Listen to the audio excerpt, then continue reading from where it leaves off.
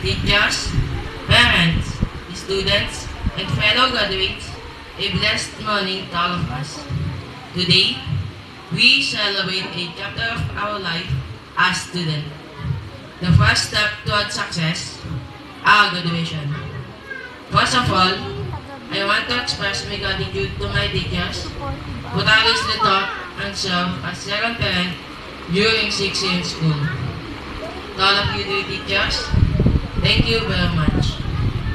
To my fellow classmates, thank you as well. I will never forget the beautiful moment we shared, even though we sometimes had misunderstandings.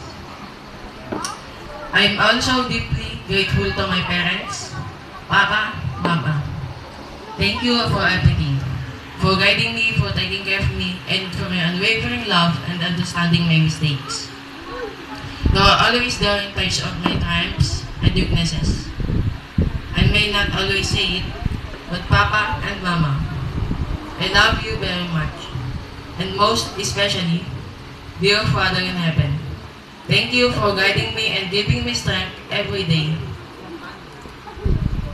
I cannot fully express the joy I feel today. Even this graduation is just a simple one due to the pandemic we are experiencing.